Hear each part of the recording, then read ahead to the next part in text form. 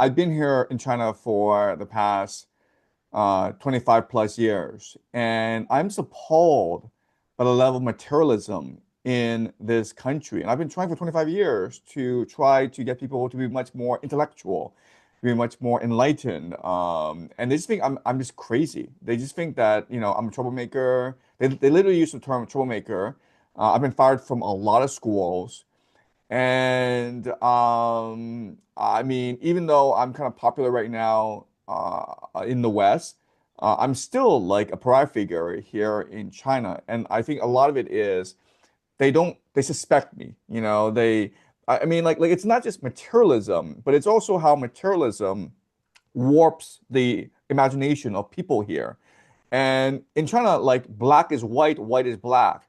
So, I mean, I make these comments, and maybe people in the West find me insightful because it aligns with a lot of people's intuitions in the West. But here in China, people think I'm a retard. They literally think I'm stupid.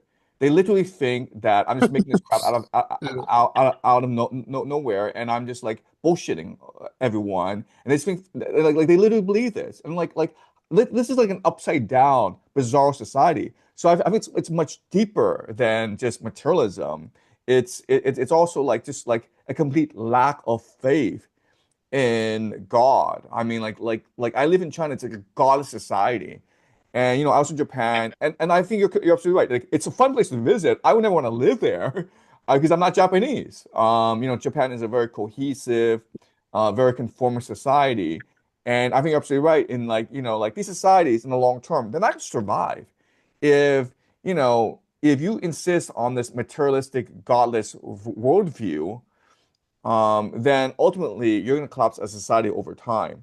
And so, even though there are a lot of issues in the West, the issues are a lot more stark here in East Asia, right? So you look at the birth rate, the fertility rate. That's the greatest sign that the people have absolutely no faith in your own society, right? When the young people absolutely refuse to have children, and like like I mean in South Korea, I think the fertility rate right now is like 0.6. Japan is 1.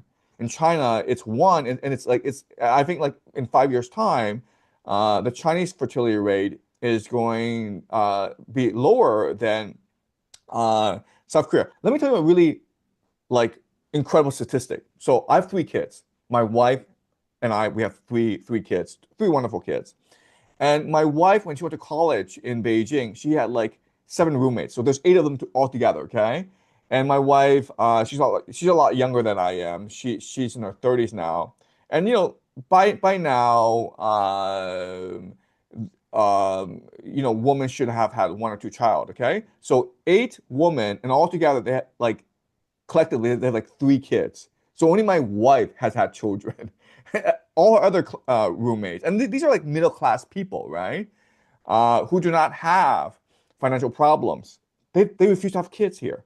So I think we are looking at really the end of East Asia. That's like literally what I believe. People talk about the East Asian century. People talk about the East Asian miracle. No, I think we are moving towards the end of East Asia, and I don't know what comes after this. Okay.